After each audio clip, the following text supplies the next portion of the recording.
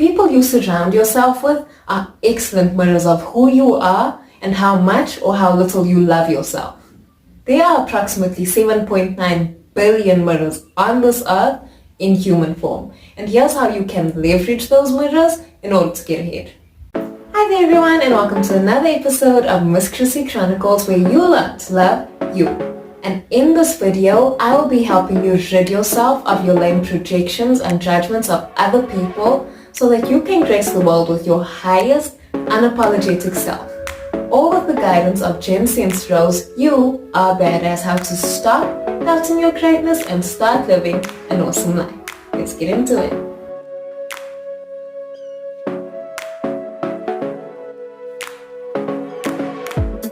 One of the most baffling things about other people is how they serve us such valuable and often alarmingly intimate details about who they are as soon as we meet them. All of this information then goes through the filter of who we are, and based on our perception, judgments, and values, we then decide if this person is worth getting to know better or not. If you actively don't like something, it's because it resonates with you on some level. Our realities are mirrors of our thoughts. The people in our reality included. When you finally love yourself enough to stand in your truth, no matter the cost, everybody benefits. And here's how you do that. Number 1, own your ugly. If someone upsets you, use it as a mirror and ask yourself, is this quality something I myself have? Number 2, question your ugly. Find out why this person or trait is upsetting you so much and how it can be applied to your life. Then ask yourself these 3 questions. First question, who do I need to be in order for this situation not to bother me? Can I let this one go? Question number 2, what am I getting out of being this way? What are the false benefits and what are the positive beliefs?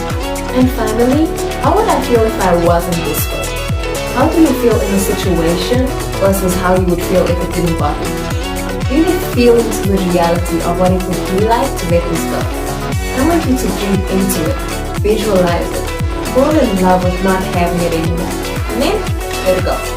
Tip number 3, don't be an enabler. It is crucial that you recognize the difference between helping and enabling. Helping comes from a place of raised vibration and leaves you feeling good, whereas enabling leaves you feeling heavy, depressed, and resentful towards the other person.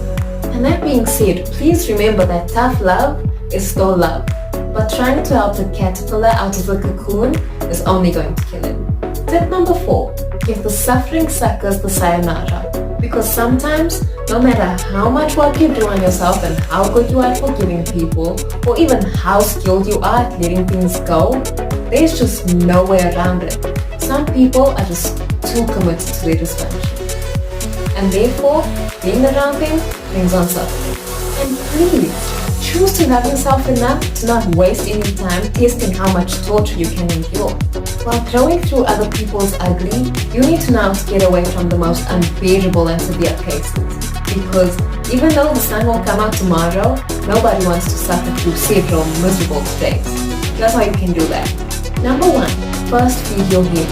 Even if, and quite honestly, most likely is, people that you love, you need to do what's necessary.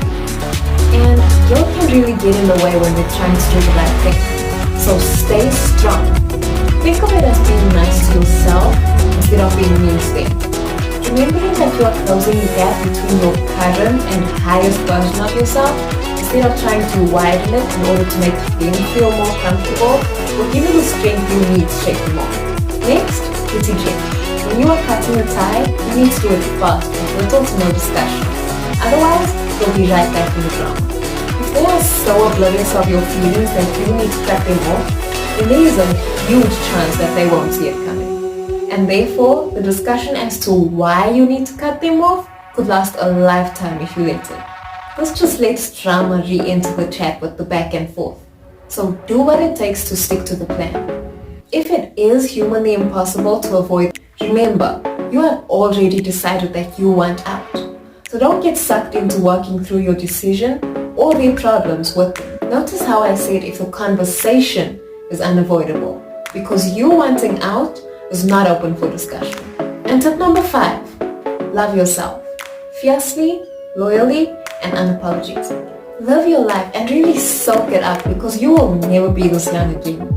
Never let yourself get so tangled up in the stupid little stuff that you miss out on enjoying the people who have part ownership of your heart. And just like that, we find ourselves at the end of another video. Thank you so much for watching, and if you found this video helpful, please be sure to drop a like, comment which point stood out most for you, subscribe for more self-love content, and turn on your post notifications. I upload twice a week, so you do not want to miss that. Most importantly, hearing about your wins makes my day. So please don't hesitate to DM or email me. Details will pop up at the end of the video. Now go out and love yourself. Bye!